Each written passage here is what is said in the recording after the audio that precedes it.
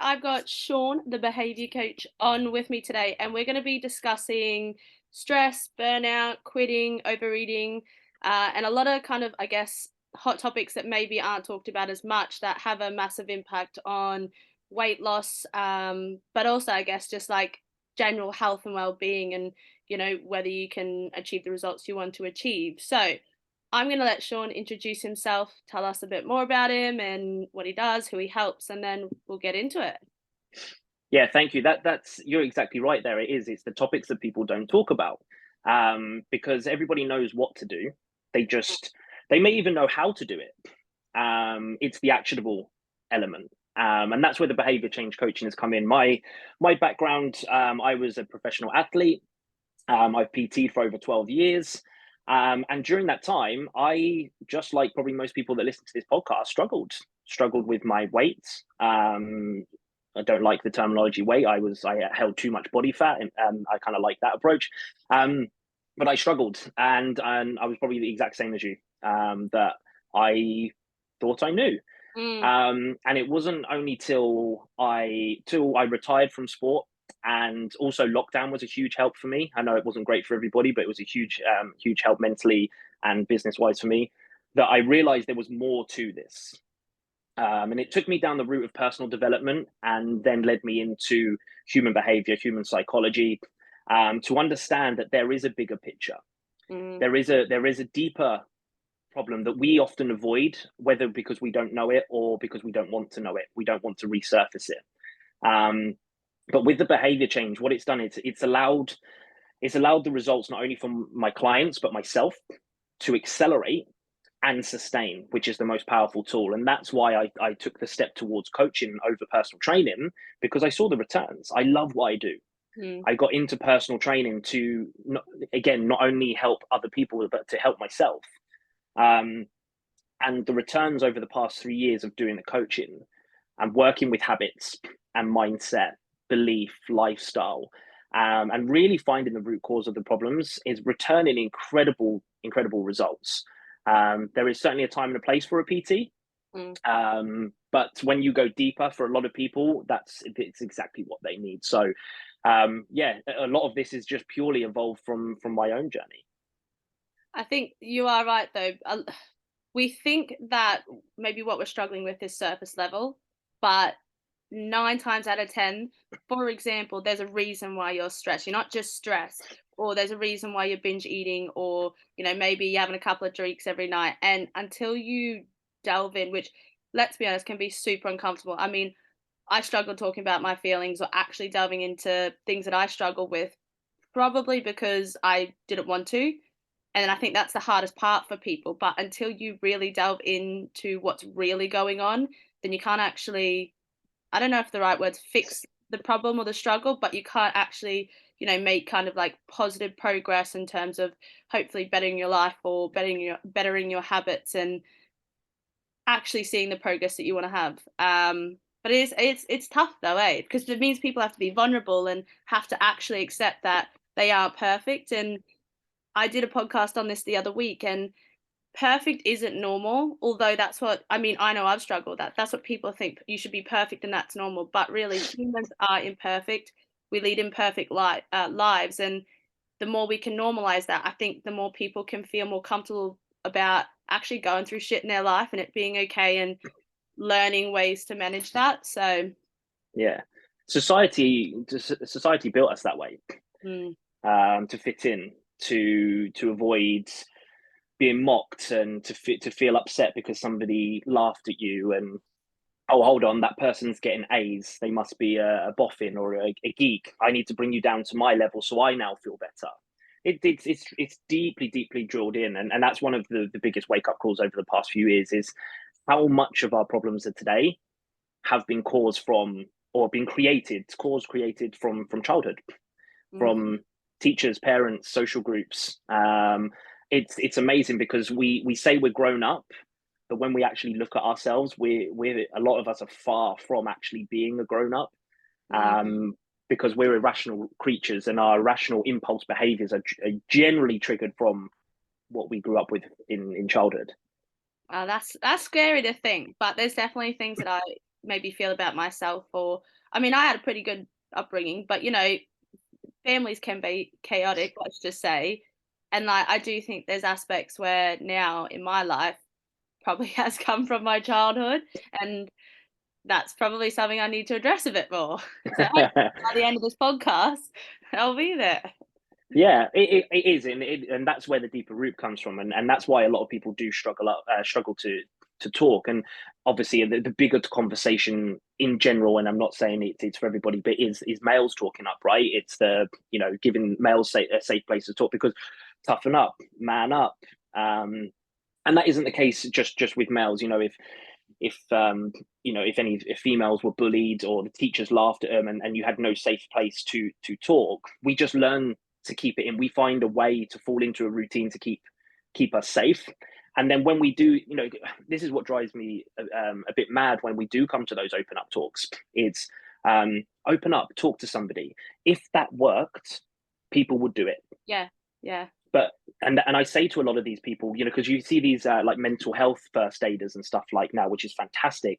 But like, please tell me how I would approach somebody who needed to talk. How would I give them a safe space that they would actually want to talk to me? Because I say it a lot. I don't know about you, Chelsea, but I say to people a lot, hey, I'm here for you. If you want to chat. Do I ever get a response? Honestly, no. And that's the thing. I'll be honest. If someone said that to me right now, and there was something going on in my life, I wouldn't reach out and kind of let them know how I was feeling. Even if they said, like, I say that all the time. I'm like, because I would hate for anyone to be going through an incredibly hard time and feel like they couldn't, or they had no one that they could even just speak to, like, not for help, but just to let it out. Because sometimes actually, even just speaking about a difficult situation, for me, it allows me to acknowledge that it's happened. Because otherwise, I've always been the person who's just, I guess, thought I should just get on with it. Like, I know things will get better. I'll get on with it and I'll just keep moving with my life. But because I haven't actually let myself acknowledge that this thing hasn't happened, of course it's going to arise in other areas of your life, isn't it? Yeah, and that's where the build-up of stress and burnout starts coming into play. Is stress is, I think there's a huge misconception on stress. People see stress as, I want to rip my hair out, I want to shout at that person that just cut across me at the roundabout. That's not stress. Stress is created, and don't get me, some of it is actually very healthy and it keeps us alive. But we have a huge misconception of stress, and what a lot of people are suffering from at the moment is that chronic buildup of it, because it's that underlying. It's like, hey, if you ate 50 calories over every day for a year, you're going to gain weight. But it's just 50 calories. It's just an apple. Yeah. But it's that slow incremental, not one, recognizing your stressors, and not having a healthy stress management technique, which is important, because stress is an energy that needs to be released. And what you just said there is about holding it in is completely the wrong way of managing stress. Hence why exercise is so fantastic, because it's a natural stress relief, which releases endorphins, which is a pain preventing happy hormone. Which doesn't make any sense, but that safe place to release that stress consistently is why people who go to the gym are less stressed than people. And it's not just the gym, it's sport as well, Chelsea. It's it's being active. It doesn't have to just be weights if you don't enjoy weights, but it's just a safe place to release your energy. It's moving your body. Like that's a lot of the reason I train now is because I know it releases that happy endorphin. Like, even if I can't be asked to get to the gym, I make myself go, and halfway through the session I finally perk up a bit, and I'm like, I just know every time I leave the gym, and not necessarily just the gym, like it could be any training session, I feel 10 times better. I think, shit, you know what? Considering I didn't feel like doing this and I felt all this stress or whatever it was, and I bloody pushed through and I did it, like, it kind of does give you a bit of, like, I don't know if the word's motivation or confidence, that to try something else to make you feel better. But one thing, when you said about recognizing stressors, what can people recognize? Like, for someone who doesn't think they're stressed, what would be some of these signs that we could, like, look for? Okay, so what's the most interesting thing is there's three concepts to burnout. There's three visual or physical ways of knowing that you might be burnt out. One is detaching yourself from work. If you Mm. normally work okay and suddenly you just now don't want to do it, that's a sign that there's potential burnout. There's the opposite of working harder and harder and harder, but not giving yourself the credit for working hard enough. Like, oh, I haven't done anything today. And somebody looked at you and went, you've done 50 things. How could you not have seen this? And the last one is emotional exhaustion, just literally physical emotions, crying and things like that. So they're the three elements of a sign of burnout, which, as we now know, is created by chronic stress, a build-up of stress. The one example I love, you know, the engine light on your car that comes on that everybody's terrified of, that orange light. Yeah. Okay. If you took your car when that light came on, took it straight to the garage, your car would be fine. The damage would be minimal, the cost would be minimal. How many people drive around with that orange light on until the point the engine explodes? Okay. So there are this is the thing that I found most fascinating. Signs of just getting a cold, getting a blocked nose, ulcers, all the stuff that we link to having a cold is actually a sign of imbalance in your body, stress, and burnout. Fatigue, restless sleep, dry mouth, dry throat. Literally everything that we go, oh, I'm getting a cold, I'm getting the flu, I'm getting a bug, is often an early sign of, hey. I mean, I can definitely.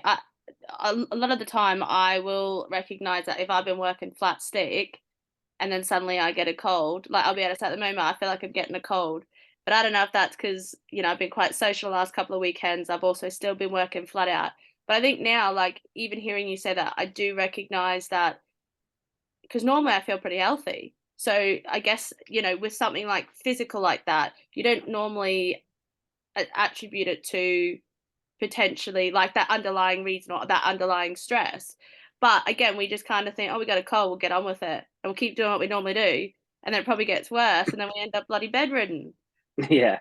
And the thing is as well, it's not to go the other way and go, right, I need to really do nothing and Mm. never ever get this. We need stress. We need it to grow. Life has always been and will always be about evolution. And there's two factors there, which is stress and rest, right? You stress. And even when we look at, plants and everything like that, they go through a stress phase and then they go through a rest phase. And we're no different. So it's just knowing when to manage that so that you don't go, people do go to the hospital seriously ill and the doctors say you're burnt out. Mm. There's a fantastic TED talk if you ever want to watch it. Anybody on the stress cycle, if you just YouTube TED talk stress cycle, and that's where I've got a lot of my knowledge from. And it was two sisters, and one was an expert in stress, and the other one ended up in hospital due to chronic stress. This is where the topic has arrived from. But it's it's fascinating. We do need that stress and rest. We do need to challenge ourselves. But the way I look at it is showing up on your worst day is important. But that doesn't mean 200 kg deadlifts. That doesn't mean burpee backflips. That doesn't mean avoid the ice cream when your body's screaming out for just a little bit more calories. It's maybe going for a walk. It's maybe reading a book on your personal development rather than actually physically working on your personal development. So it's showing up and doing tasks that are simple, that aren't going to push you over the edge, but then allows you to still feel like you're moving forward. I think that's very true because when we get in those states of stress or burnt out or fatigue, often we can't. I know personally, sometimes you can't be bothered, or maybe your mood or your energy is not there. But often not doing anything at all makes you feel even worse. So, like what you just said, it doesn't have to mean you need to go to the gym and smash out or get your calories perfect every day or get your 10,000 steps. It could simply just be getting out in nature, getting out for a walk, because I think psychologically you still feel like you're making an effort for yourself. You're getting, and also bloody getting out for walks and getting in nature, it is relaxing. I mean, now that it's the summer days, it's a lot easier. not Yeah. so easy in the winter. Yeah. even just like getting out of your house or in out of your room, suddenly I know for me, I feel like I'm not so clouded. I feel like because I'm in the open air. I don't know if this makes any sense, but I don't know. I just feel slightly less stressed or slightly less fatigued because I feel like I'm in this open air space and I'm not confined to my room or my house. So yeah, I think it's still very important to show up for yourself because when you don't, I do think you make yourself feel bad, even without knowing, because normally you're so used to doing all this other stuff, you're so used to being on the ball, and then not doing anything at all, I think could send you a little bit further down the rabbit hole. Yeah, it's quite fascinating when I was doing my research on stress and burnout, and actually, people who work from home are saying that they are more stressed and burnt out than people that are working from the office. Now, that doesn't relate to Mm, what people are saying, right? People are saying working from home should be less stressful, but the stress has just changed. It's gone from the commute and getting home late and not seeing the kids to not being able to detach, not being able to relax. mm. I find it hard. I've gone from a gym environment 30, 40 minutes away from my home to being here 24/7. It's hard. The laptop's sitting there, something pops into my head. It's very easy to go to work. Um, so, and there are a lot of people pushing now nature and something. I don't know if you've seen it. There's something about water. There's a study going around about water that if we spend like 20 minutes around water, how much it massively reduces our stress. And I would highly advise doing it because I've stopped a couple of times by the lake near us and just stared at it, let the dog eat some grass, and just stare. And it is therapeutic. I So there think are lots of studies around that at the moment. I actually would say, like, I went to Bournemouth, like, a couple of months ago, and even just being near the ocean, I mean, I'll be honest, I was there for 3 days, I didn't touch the water at all because it's freezing. But there was just something about being near the water and being in that open space that I know we're in Bournemouth, and I guess Bournemouth's quite big, I don't know, I'm really Mhm. bad at those things. Um, but I just felt really peaceful and, like, really Yeah, free because you were near the water. I think that's yeah. one thing, like, I suppose it doesn't have to be the sea, it could be like you said. Is it like a little lake or something that you go to? Yeah, it's just by my house. It's nothing major, but it's just anything. It's anything water related. I study. I'll have to find it. I've seen it quite a few times, but yeah, I think it's like spend 20 minutes a day by water. Doesn't have to be an ocean. It can be a lake or a stream or something like that. But it makes sense. Like how many times have we gone to the beach and just been Mm, relaxed? You know, absolutely. we don't sit there on the beach and go, "I need to work. I'm so stressed." You generally do relax, so it makes an awful lot of sense. But it's quite funny because we've gone from kind of like overworking to knowing whether is it that laziness or burnout to now completely relaxing, and that's the strategy that I use a lot with my clients. It's knowing when to know and then Mm, knowing when to know. So it's knowing when to sit down in your pajamas and chill for the day, to go to the beach and do nothing, or knowing that you need to go for a walk instead of the gym. You've got to find that balance. And the more you raise your self awareness on your burnout, ulcers, feeling poorly, you can then make those decisions because it's quite funny. You could lay on the couch all day, and one day you're happy because you planned it and you're chilling, mm. and the other day you're unhappy because you haven't planned it and you're bored, even though it's the same activity. So true, so true. So knowing when to know and knowing when to know is very important to for your sanity, for your self control, your self awareness. Do you think that comes from becoming more self-aware? Like for someone who doesn't, I guess, doesn't know how to gauge that yet, do you know what I mean? Whether it's a chill day or whether, you need to get up and go for a walk.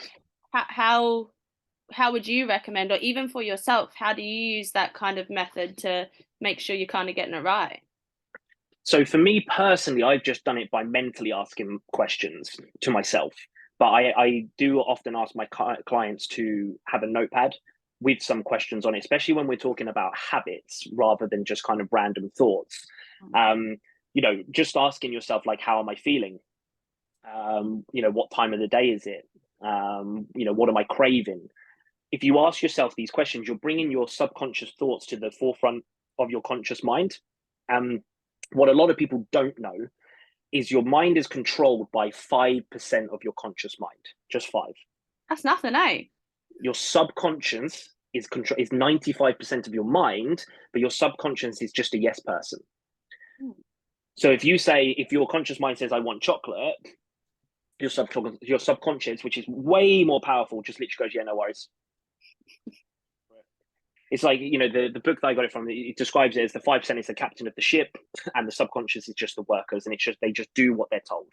Whereas if you raise your awareness by bringing your subconscious to the notepad, by writing things down, it's amazing what you find out, and it's amazing what you're now aware of. When I say I ask myself questions, my issues over my weight years is kind of like, okay, well, where am I overeating? Because initially I was dishonest, I ignored it. And then it came down to portion control at dinner time and snacks after dinner. The snacks after dinner one is okay. I still have it, but I've gone from 500 plus calorie chocolates to now a protein pudding or mousse or something like that. It's a huge difference in calories. But what I would say to myself is I would just say, you're not hungry. Like, well, yeah, I'm not. I say, okay, well, why are you eating? I literally have this conversation in my head. Some people think it's mad, but as you and I know, Chelsea, we have to talk to ourselves, right? Otherwise, nobody will. Seriously, you do. But that's where the awareness came from, knowing where I was over consuming, and then finding a solution to challenge it, to have just a grown up conversation, not to call me stupid, not to call me an idiot, not to say I couldn't have it, to have a grown up conversation with myself to find out, what are you doing? I agree. Sorry, you go. No, go for it. Yeah. Something I recommended to a lot of my clients, again, because I actually did it myself, is, and it's similar to having the questions, but journaling, just say at the end of the day. And some of the questions that I've asked them to ask themselves is, what went well, what didn't go well? Because like you said, creating awareness around what's going on enables you to find a solution. Because when you don't write things down or you don't acknowledge things and you continue to live your life day by day, and you don't actually get, like we spoke about before, to the root cause of whatever's going on, but asking yourself, and I'm a physical writer. I like literally writing things down. Again, maybe that just because it means it becomes more real. But, for people who said, what didn't go well? Well, like you just said, maybe it was the fact that they completely overate on, lunch and dinner. They then had a whole, Easter egg. But at least that's them acknowledging what the, struggle was that day. And then, another good question is, well, what can you do tomorrow to, it doesn't have to necessarily mean like so that you don't absolutely kind of go over your calories again, but to improve so that maybe tomorrow you don't overeat as much. And again, I think it's that whole idea of, just because you overeat your calories doesn't mean you've ruined all your progress. It doesn't mean you failed. It doesn't mean you should give up. I often say to clients is that the only failure is literally giving up and throwing in the white towel. And not to sound too harsh, but do you know what I mean? Everyone goes through shit, everyone makes mistakes, everyone has struggles every single day. And I think the difference between people who are successful and who aren't are obviously the ones that get up the next day, and despite they know they probably didn't do so well the day before, they're still going to get up and they're still going to have another go at it. And I do honestly believe that people who continue to get up and continue to give, whether it's a fat loss goal or whether it's a business goal or even it's just, working on your relationship with food or whatever it is, as long as you keep getting up and you keep giving it a go, regardless of if you feel like you've failed, you will succeed at some point. But it's, it's when you let it get the better of you and then decide, what, screw this, I'm not going to bother anymore.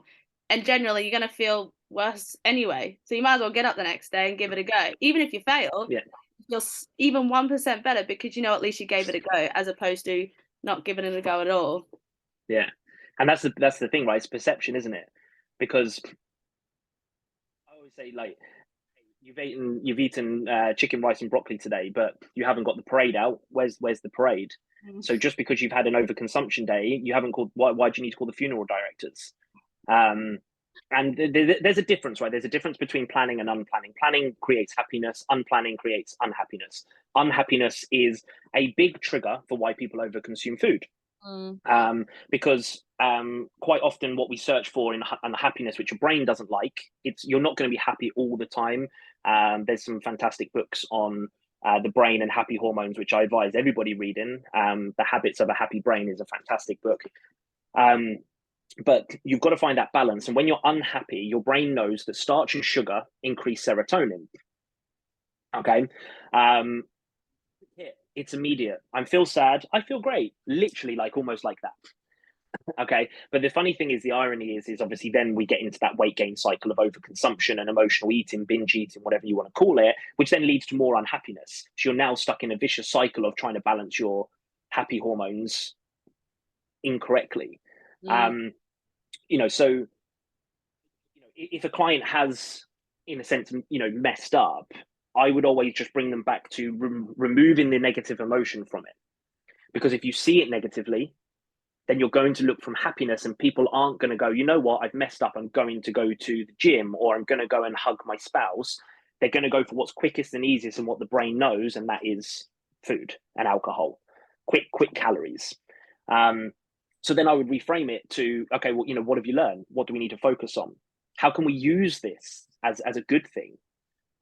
Not being rainbows and bunnies, but just flipping the kind of the reframing of what's happened.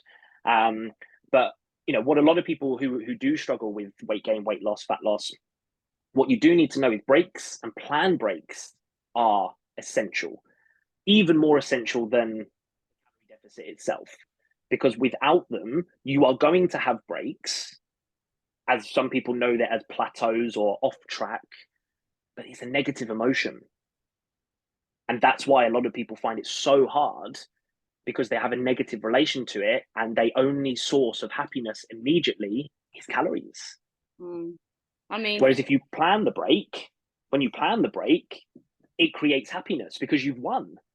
Yeah. It's a good feeling. Now your dopamine's going crazy because your dopamine is a winner, right? One of the factors of dopamine is searching for more wins. So if you reframe your failures, because without failure, there's no success. Very true. Very true. So, but somewhere along the way, we've lost that, where people have laughed at us. Our ego's been damaged.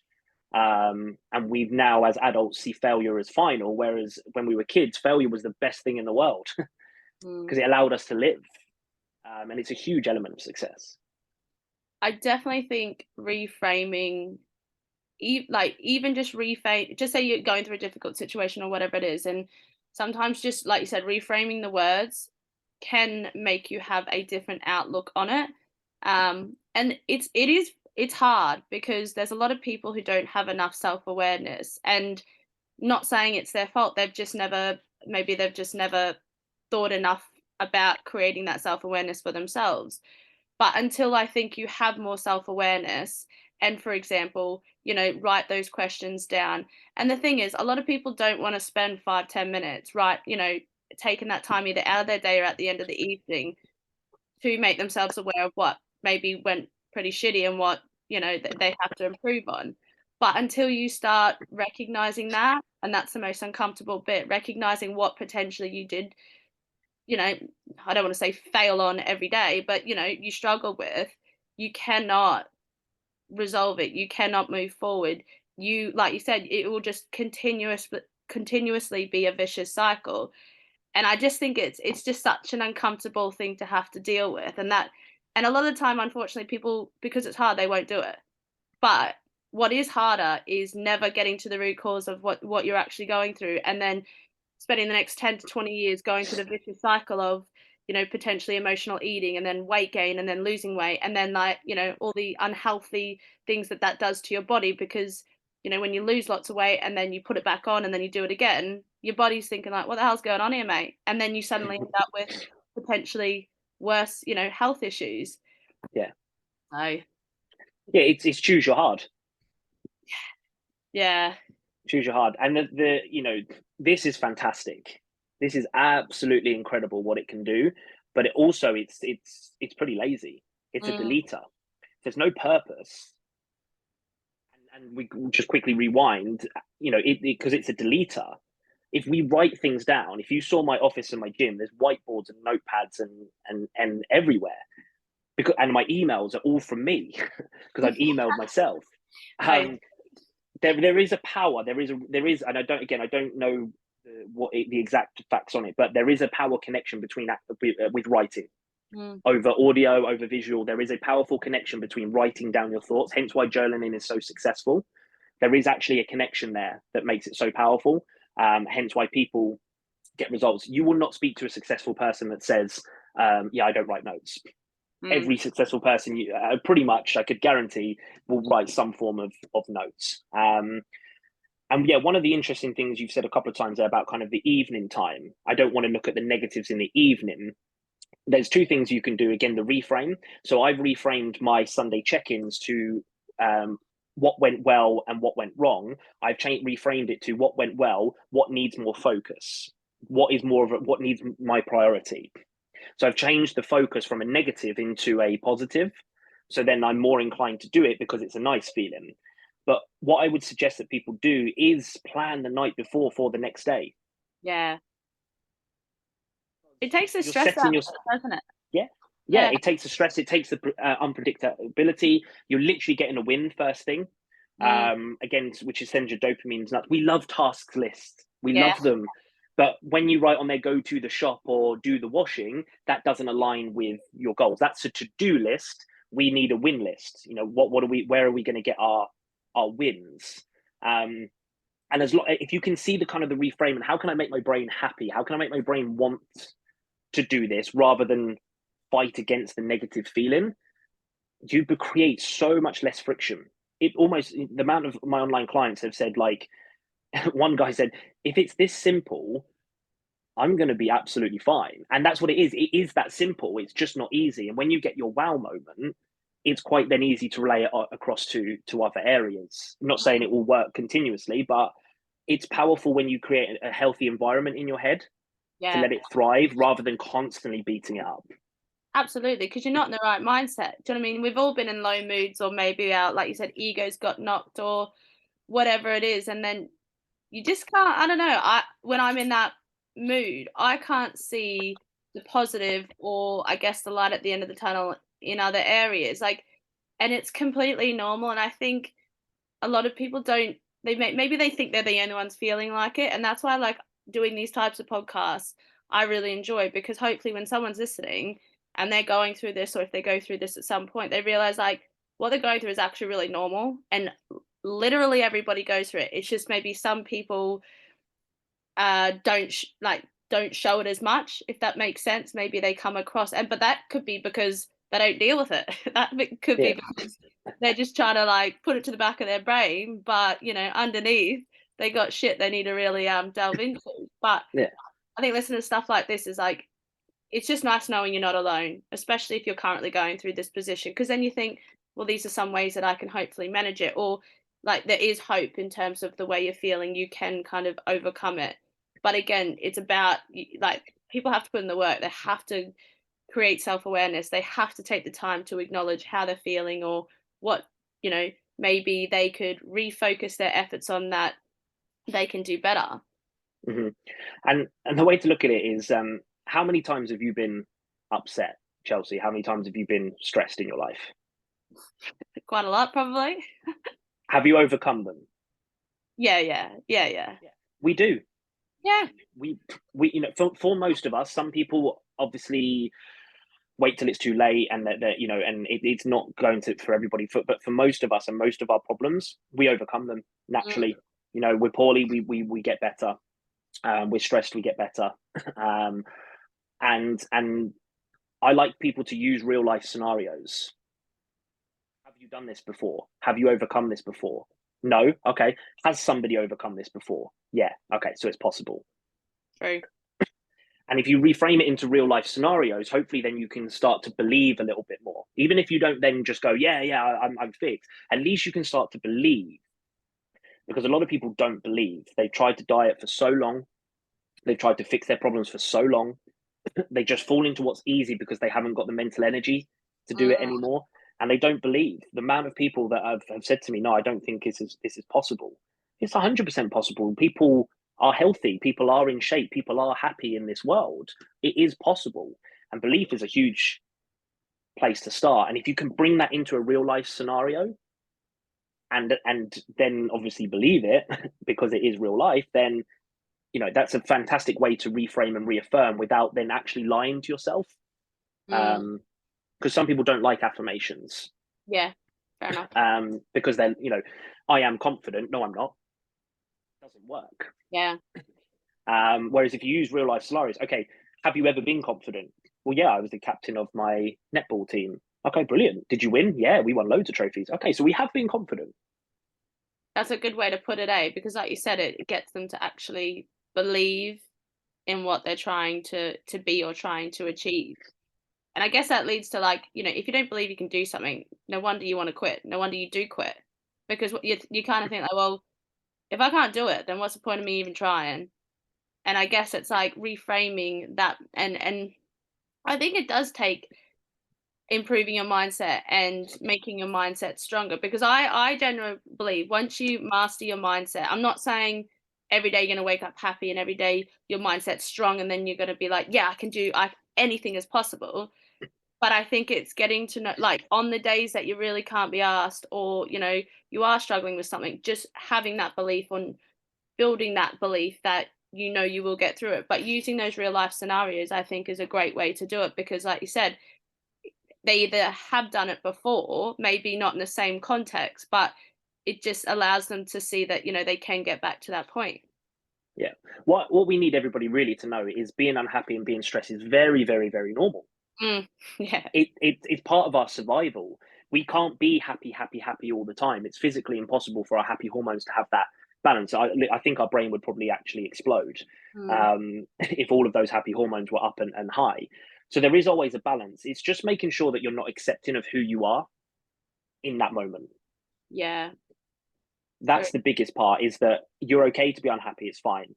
Um, Chill out for the day, or do you want to find a solution? You can get a little bit of, how many times do we go to hug our friends and loved ones when we're unhappy? It's because it releases oxytocin. It gives us a burst of happiness. So there are simple solutions to increase your happiness quickly, but it's okay. It's fine. Just don't go into chronic unhappiness because you are accepting of who you are in that moment and you mm, believe that's life. It's not. It can be fixed quite quickly if you're willing to fix it. And yeah, the Henry Ford, in my opinion, said it best. If you think you can or think you can't, you're right. yeah. You're Such a good right. point. But But here, I use that. I use that all the time with my clients when they talk to me, and I say, I said, "You're right. What's the point?" You kind of see their face drop, like, "Oh, I wasn't expecting that reply. I was expecting you to motivate me." No, fine, don't do it then. that's a, That kind of reverse psychology a little bit, isn't it? But it does. It wakes us up a little bit. I also think now maybe I've just got a different perspective. Like, when you're going through stressful times or you're feeling a bit shitty or whatever it is, I think when you get past it, or even when you're in a really happy state, it makes you appreciate that happy state or that stress free state so much more. And not to say like, I don't always think when I'm going through a really good patch, just say with work or whatever it is, I'm not in the back of my mind thinking, I know this is going to end. Like, I'm not negative thinking that, but I'm also realistic in knowing that I'm not always things aren't always going to go as smooth as they are. So it really makes you appreciate that time while you have it. And I hope that doesn't sound like Debbie Downer, but that's just the way I kind of look at it. And like the same as if you're going through a little bit of a bloody road bump, you do have to believe that it's not always going to be like that, or whatever that stress is causing you. Like, that's something that I try and like encourage my clients to look for. Like, yeah, it's pretty shitty at the moment, but I also think like when you go through, and like this is what you said, you got to fail to grow, etc. When you go through these difficult times or these stressful periods, like it does help you become a stronger person, because if you create that self-awareness, you learn how to manage yourself in these situations, so that hopefully if a similar situation arises in the future, I'm not saying you're going to breeze past it, but you hopefully will be even 1% more equipped to be able to deal with it, or do something that makes you feel slightly better, or moves you forward in that sense. Yeah, your whole life has been a challenge Mm, from day one. It's not changing. no. Looking for easy and comfortable is looking for a lie. It's Yeah. not there. It's not there. Something's coming. Something's coming. We saw that with COVID. Who could have predicted that? I know some people said they did, but who could have actually predicted it? Something's coming. And, you know, creating a thicker skin, having more resilience, understanding that you don't have to be accepting of who you are, all of this stuff on that personal development, that self-development isn't bunnies and rainbows. You and I both will struggle. I told you how my day went yesterday. Okay. And this is the element of one, showing up on my worst days. You know, I know my levels of stress. I can even still feel in my stomach, you know, with what went on. And if anyone wants a small insight, it's a situation with an extension and a nice gentleman online. But you know, showing up on those worst days. But also the reason why let it eat me up is I learned a lot from my sporting days to control the controllables. I love that. Love the control. I cannot do anything with that extension. I cannot do anything. That's in the hands of other people now. I cannot do anything. There's no point me losing sleep over it. The comments online, no, they haven't come from a happy place, because people who are doing well don't have time to bring other people down. That's just life. They're too busy working on themselves. I've learned that through my own personal development, where I used to bring people down, but that was only to make me feel better. So I can get by a lot easier now with what I've learned. Of course, it's still going to affect me. You know, you having a bad day in your calorie deficit, or a bad day at the gym, it's very normal to be upset about it. You can't be like, yay, I failed, I'm going to succeed one day. That's not a normal response. But you can reframe it into a point of, you know, it's just an off day. These things are going to happen. There's going to be multiple of them. And it isn't just down to stress and injuries and colds. You know, there's life incidents, and then, you know, your COVIDs and the cost of living crisis and all this stuff. There's always something. And if we can create that thicker skin in our self-awareness, our stress will be reduced on areas that we don't need to be worrying so much about. There's definitely, because I mean, I guess it's so individual about how a situation will impact someone. And I think when you create that self-awareness, sometimes things that used to stress you the hell out, you get more comfortable with them. And then you realize, you know what, I actually don't need to let it affect me as much as it does. I'm not saying it's not stressful, but just managing that. But the controllables is something that I bloody love. And so I say it in probably not as a compassionate way, but especially for myself, I say that, you know, if I'm going to complain about something, I've got two options. I either do something about it, or I don't, or I shut up about it. And if you're going through a situation where you have even like 1% control over it, then you need to do something for that 1%, just to make, even it's just to make yourself feel better. But if you can't control it, then there's no point kind of worrying and stressing over something that you cannot physically have an impact on. And I think it's important in that aspect to then look at, right, I have no control on that situation, but what do I have control on? Because that is ultimately going to make me feel better. And again, I know it's not an easy mindset to create, but once you do get to that point of, you know, not worrying about shit that you have no control over, it's like a bloody, it's like a weight off your shoulders, because now you probably have time to stress about the real things. Yeah. I got called ignorant quite a lot in lockdown.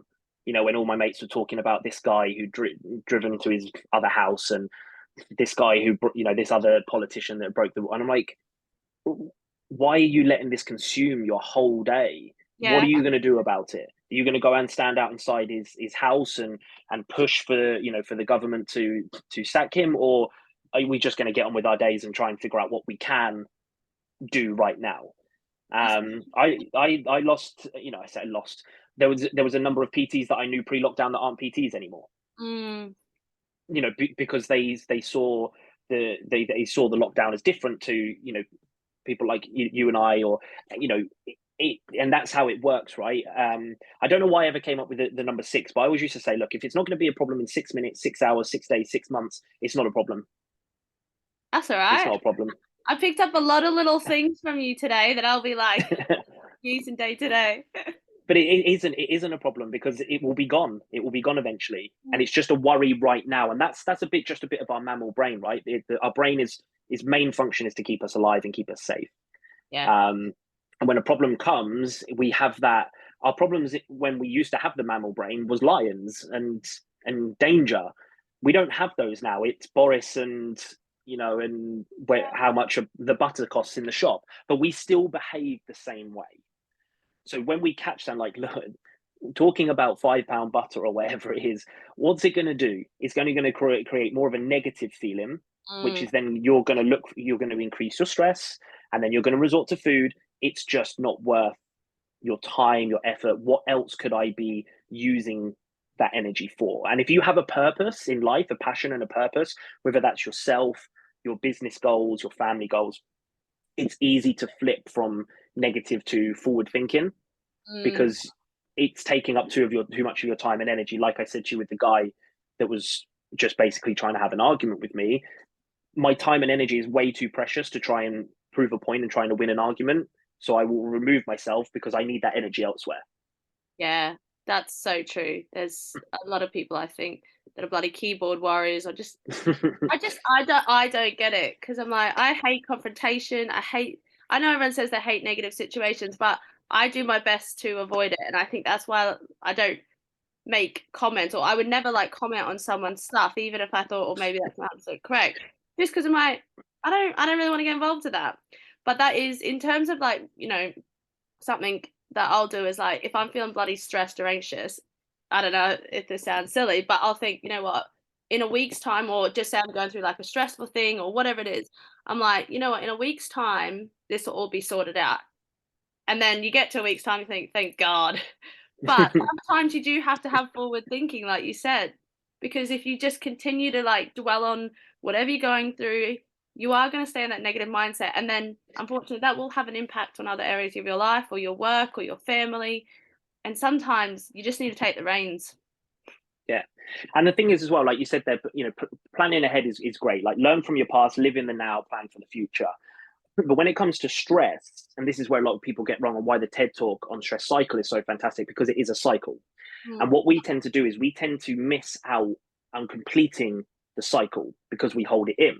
So we do need that stress energy out. Now, that doesn't have to be a 16-minute workout. That could be 10 push-ups. It could be full body tension. So like literally just tense up every part of your body and slowly count down from 10.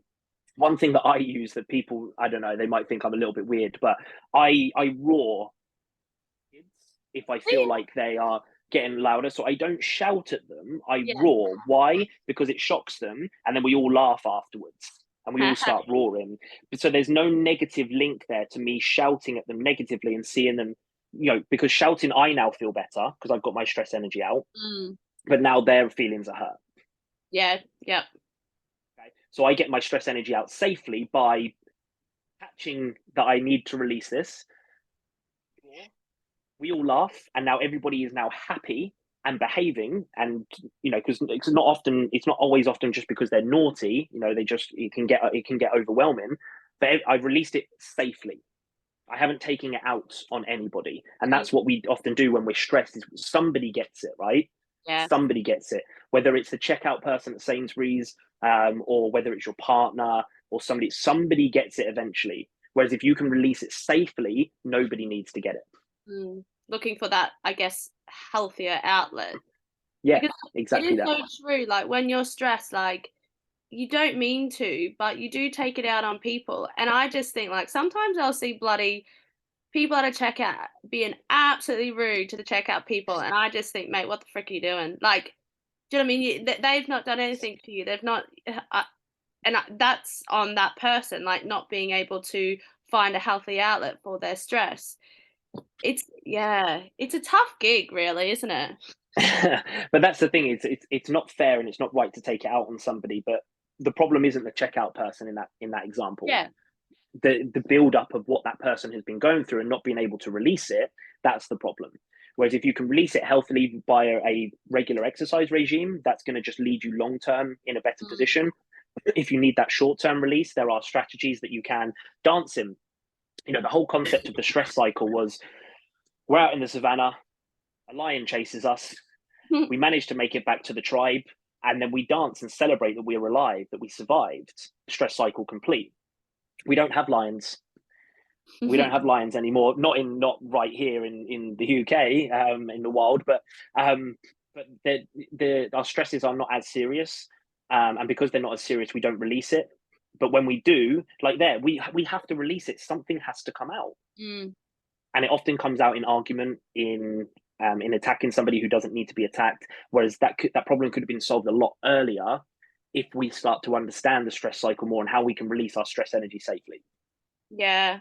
I think that's bloody important. And I think it's so important to recognize like exercise and eating healthy. Like it goes far beyond clearly, like this is what we've just been talking about, just losing weight. Do you know what I mean? Like exercising chemically makes you feel better. Do you know what I mean? Eating healthy foods nourishes your body.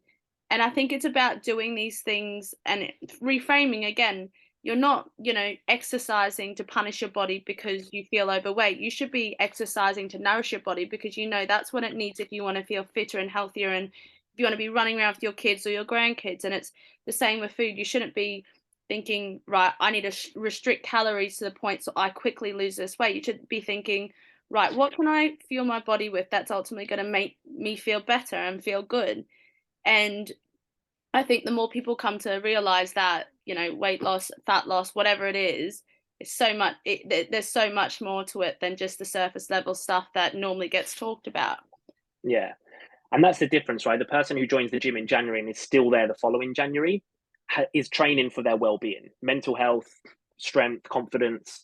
The people who quit before March are chasing the dangling carrot and trying to chase off burning food and trying to chase weight loss. And that's not how it works. The gym does not create fat loss. All the sales stuff that you see online, fat burning workout, Ab Blaster 2000, you do not gain fat loss from the gym. You gain fat loss from a calorie deficit. And I learned that through my hockey career. As I said at the beginning, I was a pro overweight athlete. I trained 6 or 7 times a week intensely. How was I overweight? Well, because I was overeating, because I wasn't managing my sleep, my stress, and just general nutritional habits and behaviors. I was doing what was easiest, not what was right.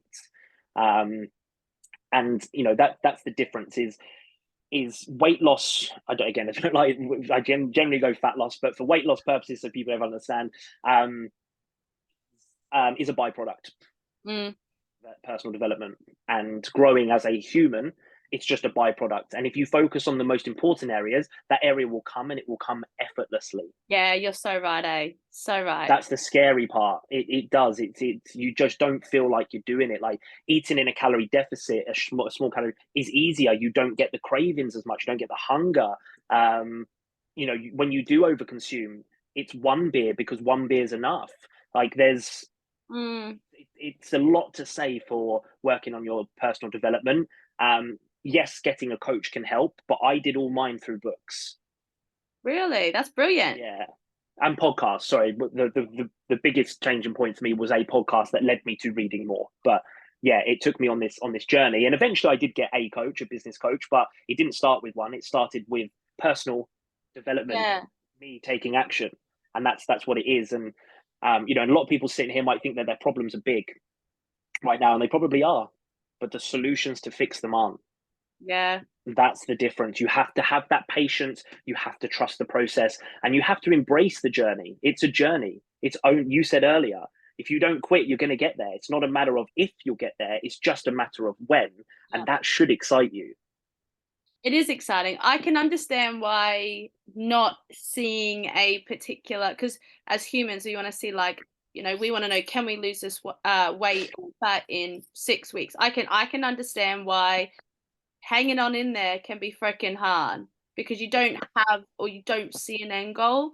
But once you start to enjoy the process because exercising, it shouldn't be something you despise. Like if you're doing the right things and the right things that fit into your lifestyle, like I'm not saying you're gonna go into every session bloody jumping for joy, but you shouldn't be dreading it because if you dread it every time, you will never ever stick to it. Like it's just and that's the same with just say whatever nutrition that you're following. If you hate the food that you're eating, or if you generally think, I know I won't be eating this in 6, 12 weeks time, then I don't think there's any point doing it because you can't see yourself doing it long term, and you will give up. I wouldn't, if I was eating something that I didn't like, I wouldn't be sticking to it, that's for sure. But Yeah. and I think it's about like doing a bit of your own work, and whether that is, investing in a coach. I think if you're not someone who can apply yourself well and you need that little bit of help, like getting a coach doesn't mean you have to be with them for 12 months. Sometimes if you get the right coach, you can spend 3 months and learn the bloody bare basics and the basic habits and principles to one, achieving fat loss, but most importantly, learning how to maintain it. And then you might feel shit, I know what I'm doing now, just because you invested that little bit. But it's so individual, some people can do Mhm. it on their own and some people can't. But it's Yeah. about you as an individual taking action, and because otherwise nothing will change. Yeah. The program that I have here is the most popular one is my 12-week program. Between week 8 and week 10 is when people get that light bulb moment. Mm, And quite often after those sessions, everything is just a touch up and a recap after that. It's not anything new. Whereas my PT, a lot of my PT clients have been with me for years. I put yeah, up a review yesterday from a client that's been with me for 5 years. What's the difference? They rely on me for yeah, their training. With the coaching, they are gaining the knowledge and the awareness and the skills to be able to do it by themselves, which most people want to do. They don't necessarily want to invest in themselves every month for, every year for the rest of their life, mm, but it's taking it on and learning, which is hard. Learning's difficult, right? It's a new thing. We've been to school, we've been to college. Why do I want to learn more? Because we're always learning. yeah, There are forced phases of evolution in your life. When you start walking and you go to first school and you go to secondary school and your first boyfriend or girlfriend or whatever. Then you've got, turning into an adult and having kids and being a grandparent. There's forced phases of evolution, but that doesn't mean they're the only ones. mm. I think the And it's learning what you part's do. hard, eh? Yeah, it's what you do in those gaps in the middle. But again, if you have a purpose to do it, you've used quite a lot today, which I love, surface level. Weight loss goals is no different than you saying, I'm going to go to the shop at 5 p.m. Mm, Has no meaning. It just, you should probably do it. yeah, When you find out why you want that weight loss, what's the reason? And I challenge my clients on this to ask one of these two questions is, how will weight loss change my life, or how will it benefit my life? And then probably somebody will say, oh, I'll feel happier. Okay, well, how would feeling happier in your body change your life? mm, Challenge it so you dig deeper, because some people don't know how to dig deep. yeah. They And that's what you've got to find, is that purpose behind the weight loss, which will then increase your motivation to take action.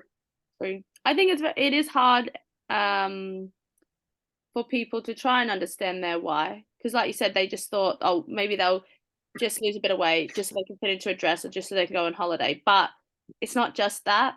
And until you understand your why, which can take time, and I also think like, yeah, I mean, it's just hard to figure it out if you're not in the right frame of mind. But ultimately, you'll never get there unless you give it a go. And even for me and you, like day and day, we're still working on ourselves. We, like you said, we still do 100%. challenges. We're still, you know, trying to do more self development. And I know for myself, like I go through a lot of the same struggles everyone else does.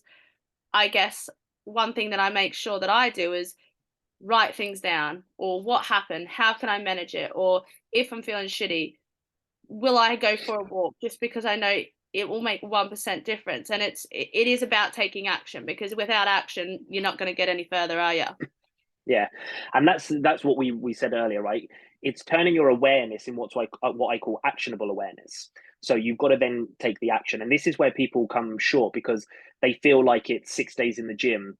It's only eating rice, chicken, and broccoli. Mm, You've got to do CrossFit. You can't go out for dinner with your friends. BS. It's absolute BS. yeah. It's so much simpler. That it could be just drinking one more cup of water a day. It could be taking your steps from 5,000 to 6,000. It could be reading one page of a self-development book if you're not reading it.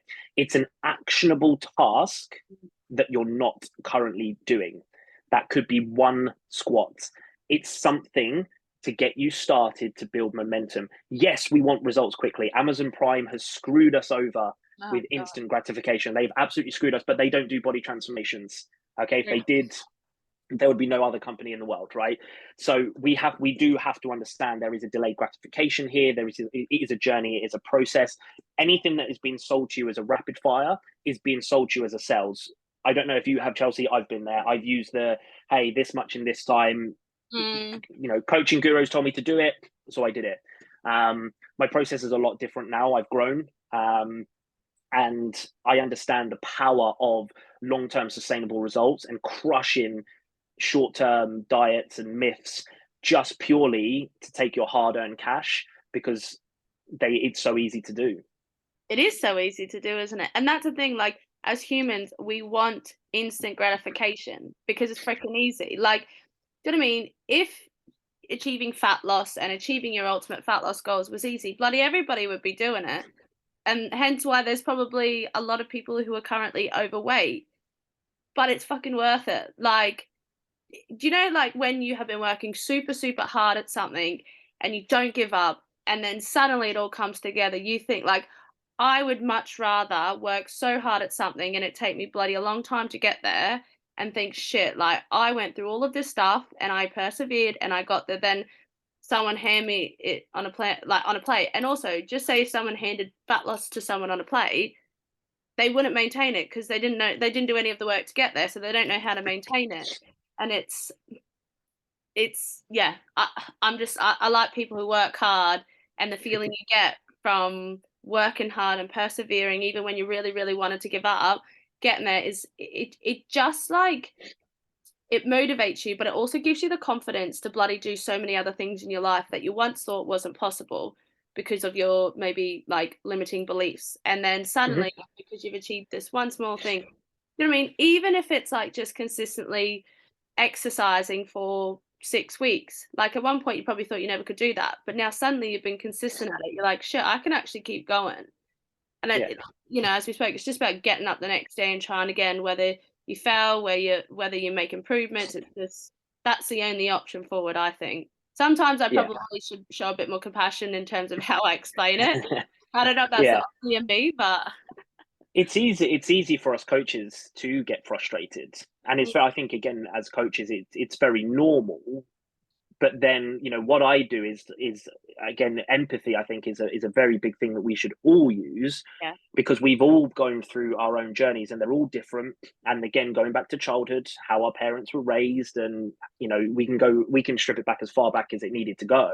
Mm. And we do have to have empathy that, as much as maybe I've struggled, I haven't struggled in a way that somebody with PCOS or hormone Yeah. deficiencies has suffered. But for me, what I always come back to is there is a solution for everybody, and if I don't have it, I know where to find it. That's what I've got to kind of push in my coaching, is I can find this for you. I can learn about it Mm. if I needed to take my knowledge in another direction. So yeah, I prefer challenging over hard. I think a lot of people, when it's hard, they don't look for a solution. I think challenges are great, they're exciting, and when we overcome it, we get our dopamine hit, we win. But most of the time, when we use those type of words, a lot of people still think that there's the solution to their problems are a lot bigger than they need to be. They're not. You focus on today. What do I need to do right now that improves me from yesterday? Mm. Yes, if I said, look, I normally don't drink that, for example, and I'm going to drink that today, some people go, what's the point? What's that going to do? Well, it's forming something, it's creating something, it's creating momentum. And if you then flip your reframe into like, wow, I finished that today. If I keep doing that, then I'm going to get results. The old if, when, then statement, fantastic thing to look into. But it starts to build momentum because you're starting to see them as wins rather than, well, what's the point? That's not Mm. going to do anything. Surely I've got to cut out carbs, or do some clean and presses with 100 kilos on my back. Surely it has to be that difficult. And that's where we come up stuck. And yeah, something you said a second ago, all I was picturing was cave woman Chelsea going, fire now or die, cave now or die, eat food, die. It's that instant. We need it now. It must be difficult, but we don't live in a difficult world anymore. A Mm. lot of the stuff is ready for us. And you can either use that for good or you can use that for laziness and evil because everything is done for us. You're right. I think focusing on the day at hand, and I think I spoke about this in one of my podcasts last week. And actually, a client that I was training, I think it's like one of the steps to like for alcoholics.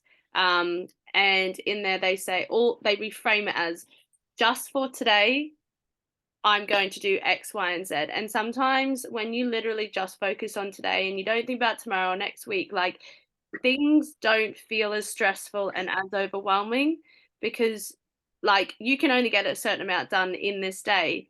And suddenly it's gone from potentially 20 things to maybe 3. And then like if you're in that state of mind where you need to just focus on today, it really does help take that overwhelm. And that's something I've used my clients use.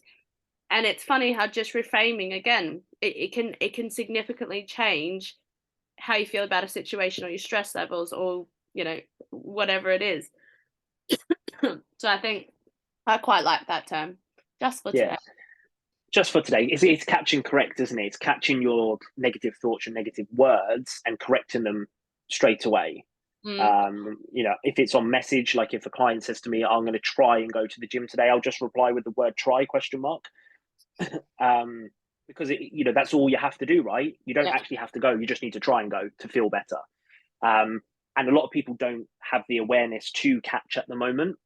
And again, that's where conversations with people like you and I, because we are able to support with that and help. But just correcting negative thoughts that don't align with what you want, and on the spot correct them, reframe or reword your phrase, or rewrite how you want to say it. It starts to drill in this new connection in your brain. Remember, all of these behaviors, why they're so challenging, is because these connections are just flimsy. They're not strong. They're not strong like your eating chocolate one, or your whatever you formed for decades. For most of the people that are probably listening here, it's flimsy. So that then comes on to the topic of habits, which is again a fantastic topic, and one that people need to know about, because we want to eliminate bad ones or reduce bad ones. We can't get rid of them completely, but create new strong ones so big and so powerful that the other ones is just like a little whisper in the back of your head. No, completely agree. I reckon that's another podcast we should do, because I know that could be like quite a big one, but I'm such a fucking believer in habits. So yeah, I think it's something that people need to learn more about, because ultimately the habits that you instill into your lifestyle will allow you to either achieve the results you want to, but also just create the lifestyle that you want to, not necessarily just about fat loss, but do you know what I mean, getting even professionally getting there. Is there anything that we haven't talked about that relates to this that you think would be that you want to talk about or want to add in? No, I think we've covered an awful lot there. And one thing I try to make sure with the coaching is to not create overwhelm. Yeah. Because to do more than one is to do none. So, my advice to anybody that is listening that's taken on board today is, we've spoke about a lot, and I'm not expecting you to take everything in. I would just home in on the most important area for you and work on one thing. Because what you'll find when you're habit forming or anything like that is, if you focus your attention on one, often others will follow. And if you just look at, again, I'm not a massive fan, but you look at diet clubs, people that go to diet clubs don't just necessarily focus on calories or sins. They do then look at their water, planning food. Other habits tend to form naturally around one focused area. Just you're doing it in an area that's not restrictive, that's enjoyable. And you're learning and embracing yourself along the journey. So make sure you simplify it. Ask yourself, how can I make this easy? If weight loss was easy, what would it look like? Yeah. And simplify it as much as you can, that there's a starting point. Because remember, a lot of people think it's motivation that gets you started. It's not. It's action. Results. You see the results from your action. That motivates you then to get more results. So you need to find the action starting point, because if you're waiting for motivation, you're going to probably be waiting a little while. You are bloody correct. Action is the biggest thing. Without action, you get nowhere. Yeah, and it could be something as simple as just drinking more water today. hydration. It can lead to all sorts of positive things that reduces cravings and and overeating. It can be so simple, but celebrate the win. Celebrate the win when you get it. Enjoy it. Embrace it. Absolutely. No, couldn't agree more. And if anyone wanted to get in touch with you, where is the best place to reach out? I'm heavily active on LinkedIn at the moment. If anyone's there, and I'm just my name, Sean Thompson, SHAUN. If not, I do on YouTube and Instagram come under the Behavior Change Coach. So I'm quite active on a lot of platforms. Yeah, just see either search out. I know I've got Taurus here. That's in it for another day. Yeah, either Sean Thompson on LinkedIn or on the others. It's just the at the Behavior Change Coach. Brilliant. Well, honestly, thank you so much. I really enjoyed that, and I've learned a lot, and I picked up a lot of Good. like quotes from you, or the way I can reframe things. And these are things that I'm gonna, pass on to my clients. But yeah, no, I really appreciate you coming on. It was a great chat. No, thank you. Thank you for having me. Awesome. Thanks, Sean. I'll talk to you in a bit, eh? Cool. Sounds good. Bye. Bye.